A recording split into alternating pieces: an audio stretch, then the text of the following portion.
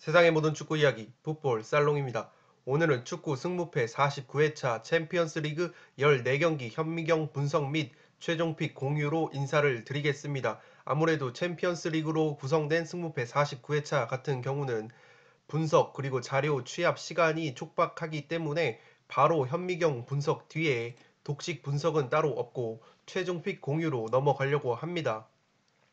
먼저 승무패 48회차에서 풋볼살롱 구독자 여러분들이 많이 적중을 하신 것 같아서 상당히 기분이 좋고, 저 역시도 풋볼살롱이 제시드렸던 32,000원짜리 픽이 3등에 적중이 됐는데 다소 아쉬웠던 결과였습니다. 어쨌든 승무패가 결과론적으로 얘기를 하면 한도 끝도 없기 때문에 풋볼살롱 그리고 구독자 여러분들 모두 48회차의 좋은 기운을 이어가서 승무패 49회차에서도 많은 분들이 적중을 할 수 있도록 풋볼살롱이 시간이 촉박했지만 그래도 최대한 나름대로 분석을 하고 또 최대한 많은 자료를 담아 왔으니까 1부와 2부로 나눠서 진행할 예정입니다. 따라서 1부뿐만 아니라 2부까지 끝까지 따라오셔서 많은 자료를 가져가시기 바랍니다. 네, 1번 경기는 스타드 렌 대 첼시의 경기입니다. 스타드 렌 같은 경우에는 프랑스 리그앙의 팀인데 렌 같은 경우에는 상당히 유스 정책에 의해서 유소년들을 키워내서 빅클럽에 파는 어떤 그러한 철학을 갖고 있습니다. 스타드 렌의 주요 유망주로는 이 까마빙가 선수가 상당히 슈퍼 유망주로 꼽히고 있고, 여러 빅클럽들이 호시탐탐 영입을 노리고 있는 선수가 이 중앙 미드필더 까마빙가 선수인데, 지난 첼시 원정을 떠났을 때 렌의 이 까마빙가 선수가 결장을 했었습니다. 그런데 이번에는 스타드 렌의 이 까마빙가 선수가 문제없이 출전이 가능할 것으로 보여서 스타드 렌의 입장에서는 그래도 지난 경기보다는 조금은 해볼 만한 요소가 충분히 있지 않을까 싶지만, 스타드 렌이 최근 리그 앙에서 분위기가 상당히 나쁩니다.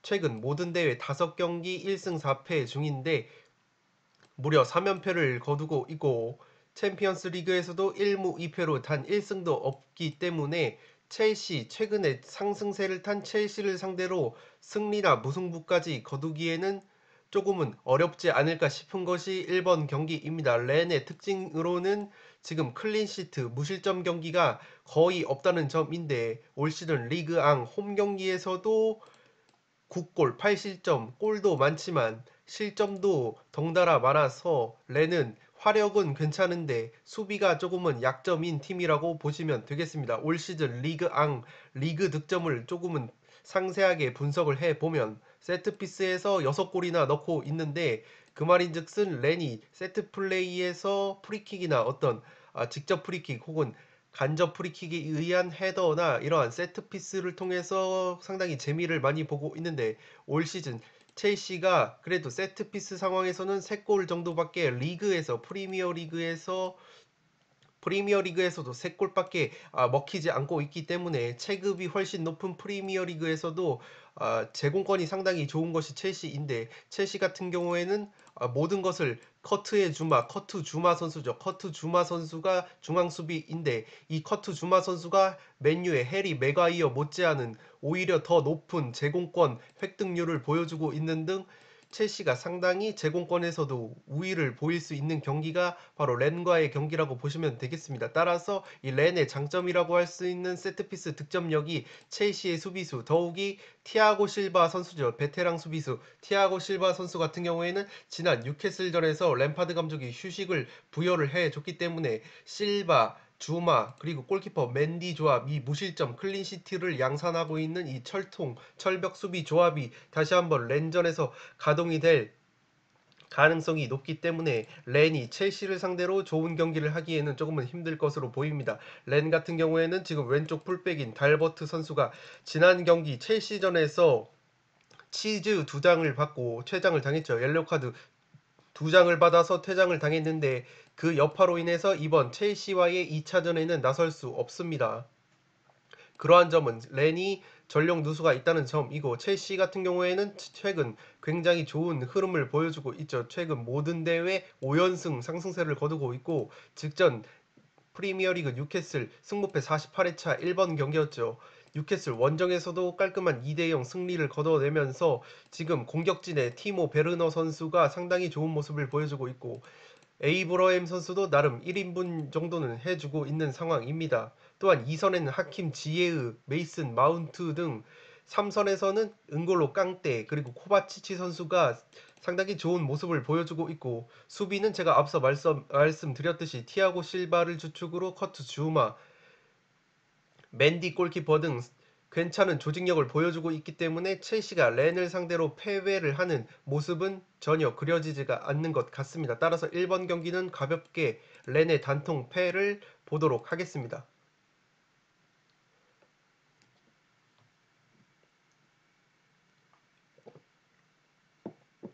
네, 중간중간에 제가 텀을 갖는 이유는 아무래도 풋볼살롱의 현미경 분석이 워낙 방대한 자료를 다루다 보니까 제가 목에 무리가 조금 가는 부분이 있습니다. 그래서 중간중간에 제가 잠깐 멈추는 타임은 물을 한 잔 마시는 걸로 구독자분들이 너그럽게 양해를 부탁드리겠습니다.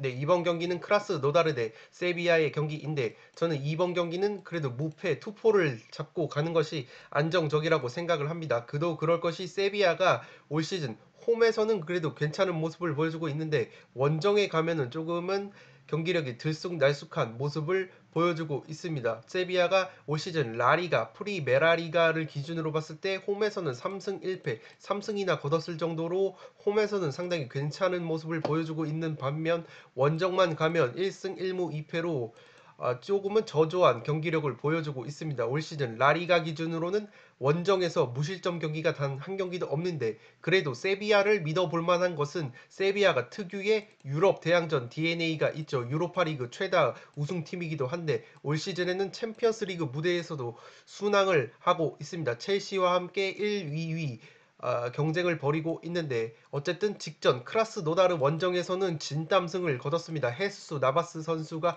퇴장을 당하면서 수적 열세에 빠졌었고 다행히도 엔 네시리 선수가 골을 넣어주면서 크라스 노다르 원정에서 한 명이 부족한 상황에서 진땀승을 거뒀습니다.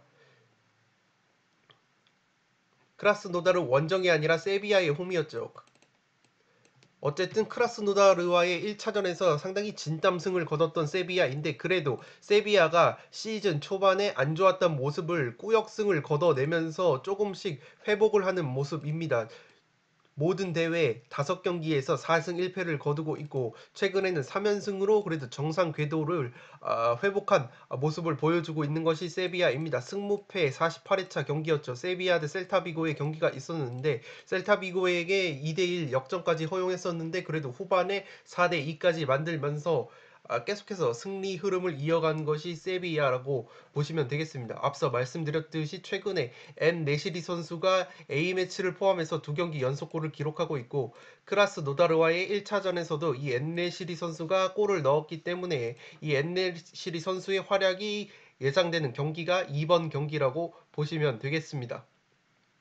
세비야의 득점 패턴을 보시면 올 시즌 전반 극초반 휘슬이 울리자마자 그 극초반에 상당히 강한 모습을 보여주고 있고 반면에 또 5골이 후반, 극후반에 들어갔습니다. 후반 막판에 또 집중력을 발휘하고 있는 세비야이기 때문에 크라스 노다르의 입장에서는 전반 극초반과 후반 막판에 수비 집중력이 떨어진다면 세비야에게 실점을 허용할 위기가 있다고 보시면 되겠습니다. 그도 그럴 것이 크라스 노다르가 지금 올 시즌 리그에서 18골을 실점을 하고 있는데 그 18골 중에서 7골이 후반 막판에 허용을 하고 있습니다. 후반 중반부터 후반 막판에 무려 7골을 내주고 있기 때문에 후반 막판에 강한 세비야에게 자칫 후반에 수비 집중력이 저하가 된다면 최근 기세가 살아난 세비야에게 대량 실점까지도 가능할 수도 있지 않을까 싶습니다. 크라스 노다르를 잘 모르시는 분들을 위해 설명을 드리자면 러시아 리그에서 지금 9위에 조금 처져 있는데 크라스 노다르가 상당히 러시아 프리미어 리그에서는 공격적인 축구를 하는 팀입니다. 러시아 리그 점유율 1등, 경기당 슈팅 1등, 경기당 슈팅을 17개나 때리는 등 굉장히 공격적인 운영을 하는 것이 크라스 노다르라고 보시면 되겠습니다. 그런데 크라스노다르가 이렇게 점유율 축구를 하는데 세비야도 올 시즌 라리가에서 크라스노다르 못지않게 점유율 축구를 하고 있습니다. 크라스노다르가 러시아 리그 점유율 1등인데 세비야 역시 지금 바르셀로나 다음으로 0.1% 평균 점유율 0.1% 차이로 FC 바르셀로나 다음으로 지금 점유율을 높은 경기를 하는 것이 세비야라고 보시면 되겠습니다. 그 말인즉슨 원래는 점유율을 추구하는 양 팀이 붙었을 경우에 상대적으로 체급이 높은 팀이 자연스럽게 점유율을 가져가는 경향이 있는데, 만약에 크라스노다르가 세비야에게 점유율을 빼앗긴다면 자신들이 좋아하는 점유 축구를 하지 못하고 장점이 상쇄되는 그런 양상이 나오지 않을까도 싶습니다. 만약에 크라스노다르가 그래도 조금은 체급이 높다고 볼 수 있는 세비야를 상대로 어설프게 점유율을 쥐고 점유 축구를 할 경우에는 수비 뒷공간이 열리면서 역습을 허용할 가능성이 높다고 봅니다. 올 시즌 크라스노다르가 리그에서 실점을 역습으로 두 골을 당했었는데 세비야가 지금 올 시즌 라리가에서 역습으로 두 골을 넣은 바 있습니다. 상당히 역습 능력도 있는 세비야라고 보시면 되기 때문에 구조적인 어, 어떤 분석을 해 본다면 양 팀 모두 점유 축구를 하는데 기본적으로 플레이 성향이 비슷했을 경우에는 그래도 체급이 높은 팀이 좀 더 점유율을 가져가는 경향이 있기 때문에, 만약에 크라스노다르가 자신들이 원하는 점유 축구를 하지 못했을 경우에 장점이 상쇄되는 그러한 양상이 나올 수도 있고, 만약에 세비야를 상대로 그래도 홈에서 우리 경기를 해보겠다 해서 어설프게 점유율을 높이게 된다면 세비야가 그래도 역습 능력이 충분히 있는 팀이기 때문에 세비야에게 역습을 허용하면서 패배를 하는 그림이 그려집니다. 따라서 이번 경기는 저는 세비야 사이드를 보긴 보는데 그래도 1차전에서 크라스노다르가 아쉽게 석패를 했다는 점과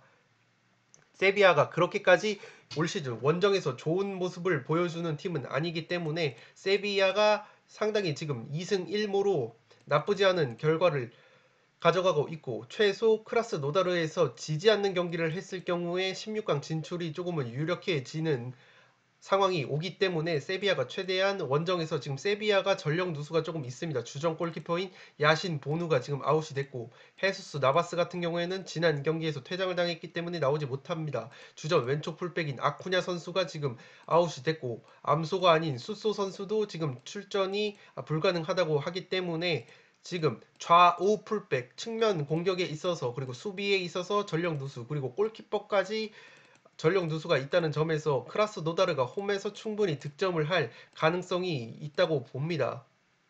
그렇기 때문에 세비야의 어떤 단통 사이드를 보는 것은 조금은 리스크가 있다고 보고, 크라스노다르의 어떤 무승부, 최대 무승부까지 받쳐주시면 충분히 안정적인 픽이 되지 않을까 싶습니다. 무승부가 아니라 승리 쪽으로 틀어보고 싶은 분들도 그러한 가능성은 본인이 직접 고민을 하셔서 과감하게 찍어 보시면 될 것 같습니다.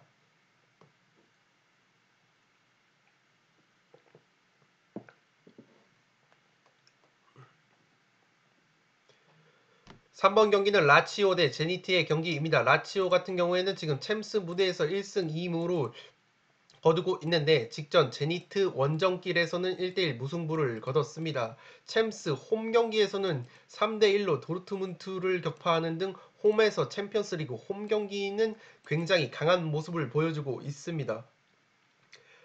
최근에는 지지 않는 경기를 하고 있는데 5경기에서 2승 3무를 거뒀고, 직전 세리아 A 경기에서는 크로톤의 원정에서 에이스 임모빌레 선수가 맹활약 1골 1도움을 하면서 2대0 깔끔한 승리를 거뒀기 때문에 분위기도 굉장히 좋은 라치오라고 보시면 되겠습니다.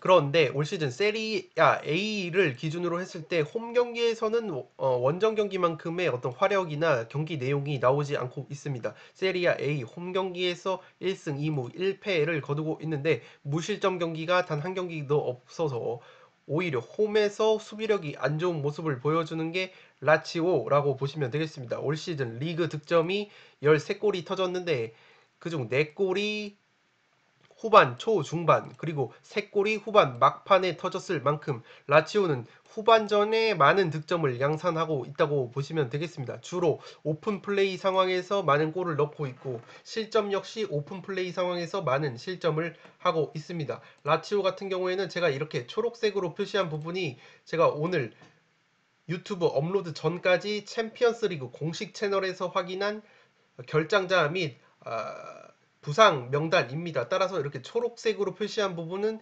굉장히 신뢰도가 높은 부상 및 결장자 정보라고 보시면 되겠고, 지금 라치오의 핵심 미드필더라고 볼 수 있는 밀란코비치, 사비치 선수가 불투명하다고 합니다. 또한 지금 골키퍼 스트라코샤, 백업 수비수 펠리페 루이즈가 코로나19 이슈 등으로 인해서 출전이 불가능한 상황이기 때문에 수비와 미드필더 쪽에 조금은 전력 누수가 있는 라치오라고 보시면 되겠습니다. 반면에 제니트는 원정에서는 굉장히 안 좋은 모습을 보여주고 있습니다. 자국 리그에서도 지금 홈에서는 굉장히 좋은 모습을 보여주는 게 6승 1패로 22골이나 넣으면서 홈 깡패다운 면모를 보여주고 있는데, 원정에서는 그만큼 화력이 살아나지 않지만 지지 않는 경기를 하는 게 제니트라고 보시면 되겠습니다. 원정에서는 1패밖에 없는데 무승부가 4개나 있었을 정도로 홈보다는 지지 않는 경기를 하는 것이 원정에서의 제니트라고 보시면 되겠습니다. 올 시즌 득점이 라치오와 마찬가지로 오픈 플레이 상황에서 많은 골을 넣었고, 라치오와 마찬가지로 오픈 플레이 상황에서 굉장히 많은 골을 허용하고 있기 때문에 양 팀의 경기는 세트피스나 그러한 측면보다는 오픈 플레이 상황에서의 어떤 난타전 양상으로 흘러갈 가능성이 높다고 보입니다. 제니트 쪽에 그래도 라치오보다는 제니트 쪽에 전력 누수가 조금은 심해 보이는 것이 이번 경기인데, 아즈문 선수가 질병으로 인해서 불투명하고 주전 미드필더인 드리우시 선수도 아웃이 됐다고 합니다. 주전 오른쪽 풀백인 카라바이프 선수도 햄스트링 부상으로 불투명하고 주전 중앙 미드필더인 오주도에프 선수도 원인 불명으로 지금 출전이 불투명하기 때문에 라치오보다 오히려 제니트 쪽이 전력 누수가 심하다고 봅니다. 그렇기 때문에 원정에서 최대한 지지 않는 경기를 추구하고 더욱이 챔피언스 리그 무대에서 1무 2패로 저조한 성적을 거두고 있는 제니트가 라치오 홈에서 도르트문트까지 꺾어봤던 이 라치오 최근 분위기가 나쁘지 않는, 그리고 에이스 임모빌레 선수가 지금 펄펄 날고 있는 라치오를 상대로 제니트가 좋은 경기를 할 수 있을지는 상당히 의문이 되는 경기입니다. 그렇기 때문에 저는 3번은 라치오의 단통 승리로 가보도록 하겠습니다.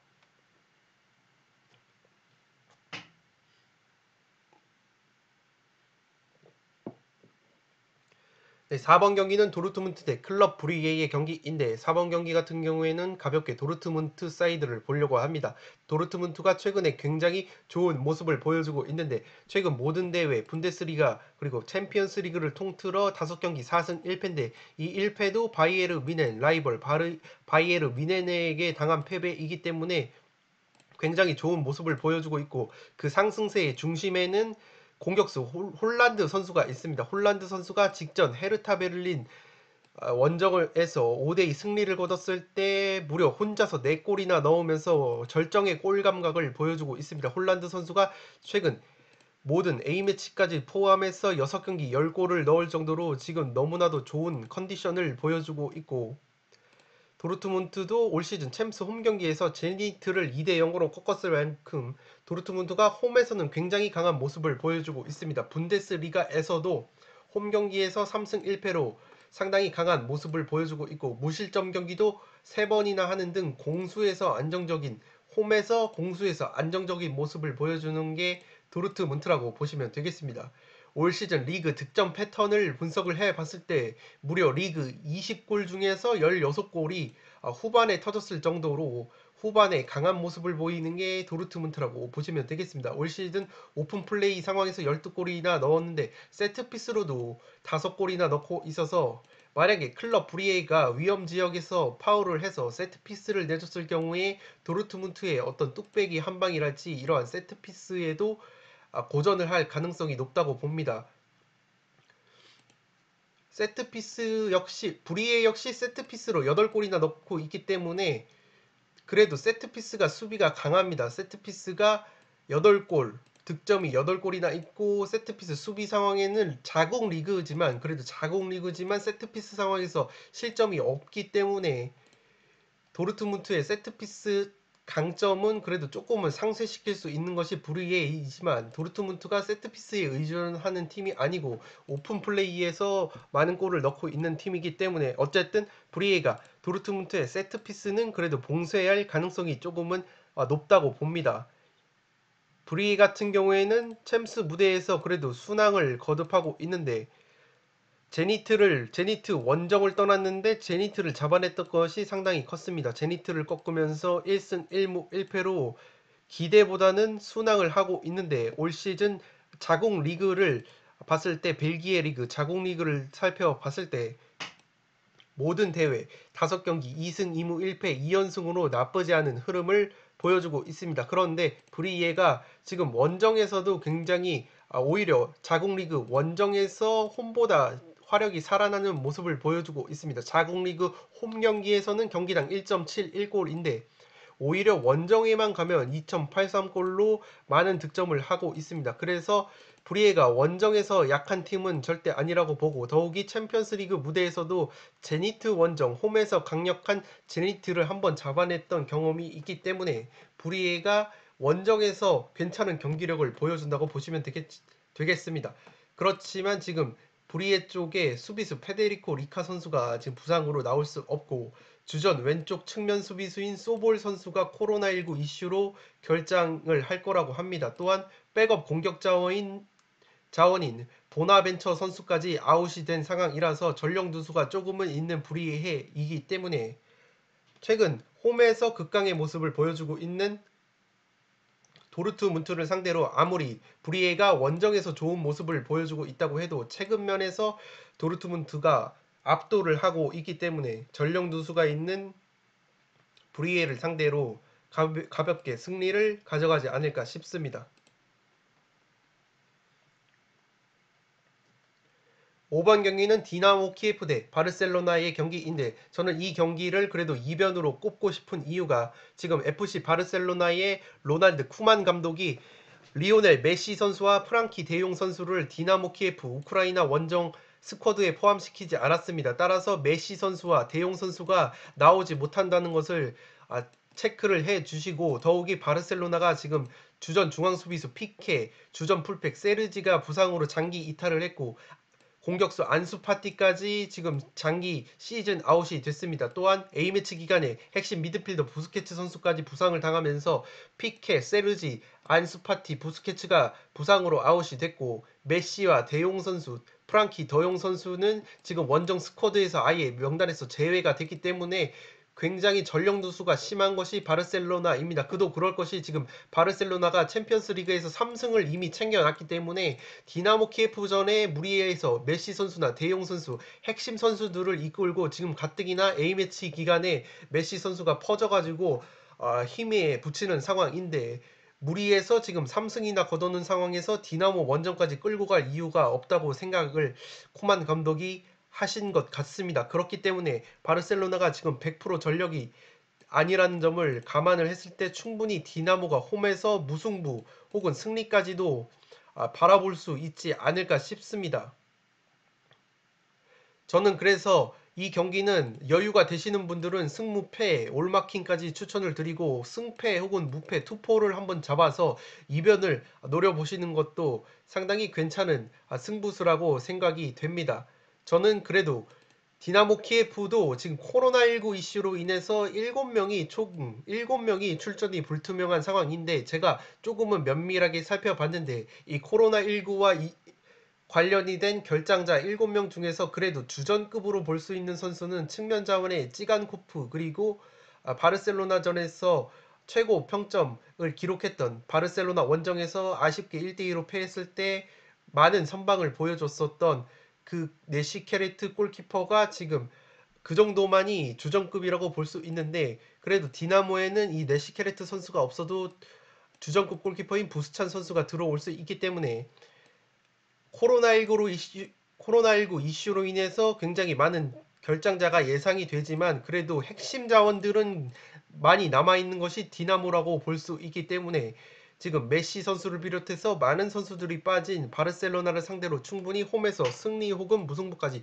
잡아볼 수 있지 않을까 싶습니다. 그렇지만 저는 그래도 무승부 쪽으로 무패 투포를 한번 잡아볼까 하는데 그럴 것이 바르셀로나가 그래도 그리즈만 선수와 쿠티뉴 선수는 이번 디나모 키예프 원정 명단에 데리고 가기 때문에 이 그리즈만과 쿠티뉴 선수가 클래스가 있는 공격수들이기 때문에 이러한 클래스 있는 공격수들이 더욱이 쿠티뉴 선수 같은 경우에는 지금 이런 경기에서 자신의 존재감을 보여줘야 쿠만 감독이 중용을 할 수 있기 때문에 평소에 이 주전급들이 빠진 상황에서 평소에 기회를 잡지 못했던 백업 선수들이 그래도 의욕을 가지고 자신의 가치를 쿠만 감독에게 보여주기 위해서 디나모를 상대로 충분히 좋은 경기를 하지 않을까 싶습니다. 백업 자원들도 디나모 선수들의 어떤 주전급 선수들을 오히려 더 능가하는 선수들도 있기 때문에 바르셀로나가 그렇게 무기력하게 패배를 할 것까진 않습니다.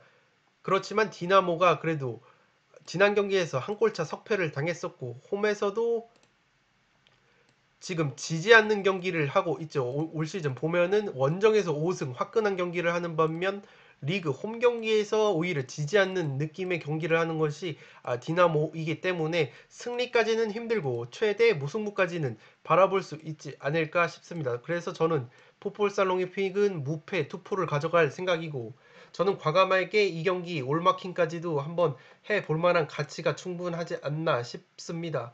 메시 선수와 대용 선수가 못 나오고 피케, 세르지, 파티, 부스케츠가 빠진 바르셀로나가 지금 거의 안고 없는 찐빵이 아니라 찐빵도 아닌 그런 스쿼드 느낌이 나지만 그래도 쿠티뉴와 그리즈만 클래스 있는 선수들이 디나모 원정에 동행을 하기 때문에 충분히 바르셀로나가 디나모를 꺾을 수 있지 않을까 싶어서 무패 투포를 가져가 보도록 하겠습니다.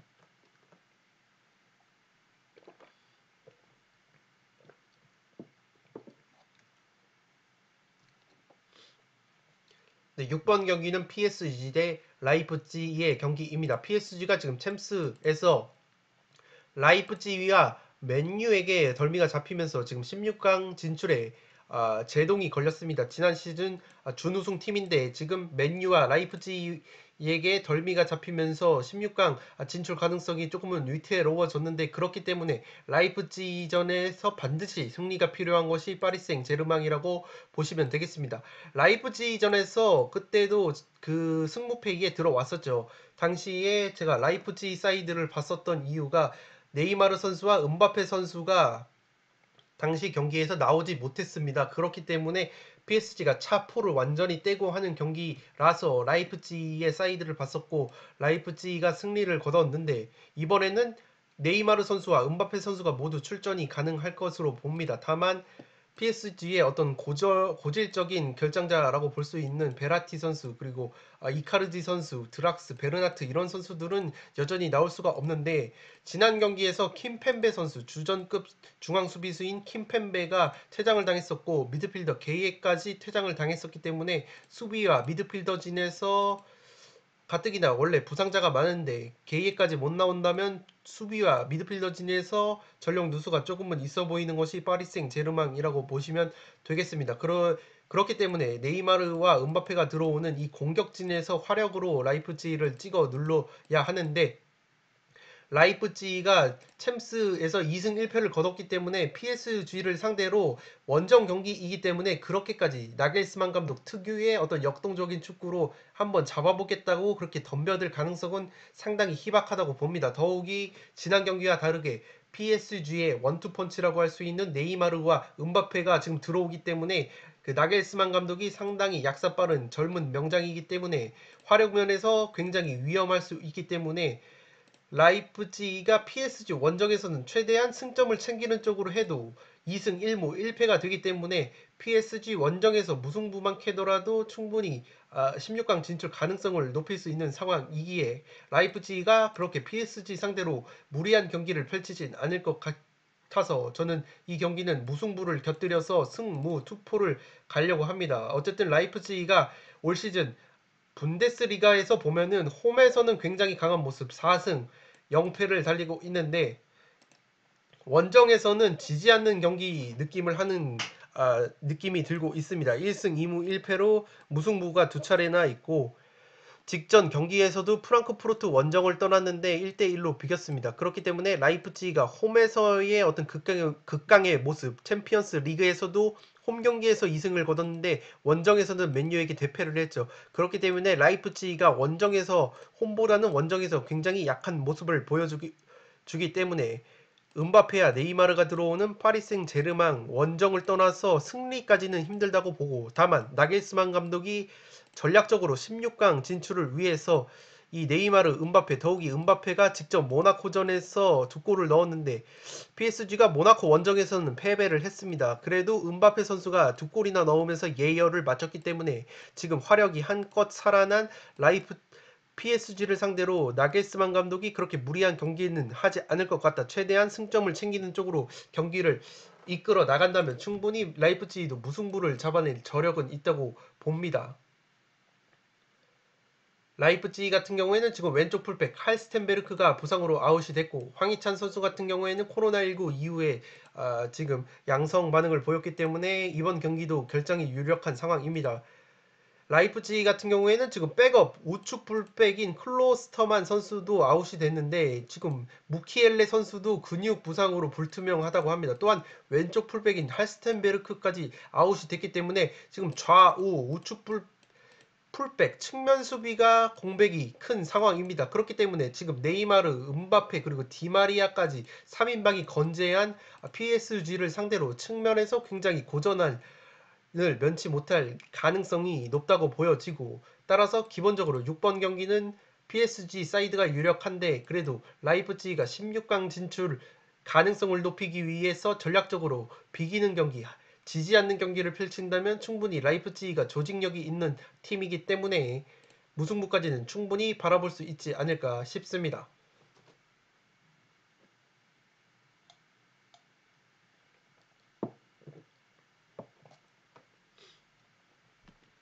네, 1부 마지막 경기 7번 경기는 맨유 대 바샥쉐이르의 경기인데 이 경기 때문에 많은 분들이 부러졌었죠. 바샥쉐이르 원정에서 1대2로 충격의 패배를 당했던 맨유인데 제 생각에는 너무나 그때 바샥쉐이르를 무시했던 게 아닌가 싶습니다. 첫 번째 실점 장면 같은 경우에는 프리미어리그에서도 활약했었던 덴바바 선수에게 하프라인 이전부터 공간을 내주면서 허무하게 오프사이드 트랙이 적용이 안 되죠. 하프라인 이전부터는 오프사이드 규정이 적용이 되지 않는데 하프라인 근처에 덴바바 선수가 있었는데 수비수가 단 한 명도 덴바바 선수를 마크하지 않는 그런 어이없는 수비를 펼치면서 선제골을 내주면서 허무하게 패배했던 것이 맨유인데, 그래도 맨유가 직전 웨스트 브로미치 알비온 웨스트브로와의 홈 경기에서 1대0 신승을 거뒀습니다. 이 경기 역시 경기력은 굉장히 좋지 못했는데 페널티킥 특유의 페널티킥 꾸역승으로 어쨌든 홈에서 올 시즌 리그 첫 승을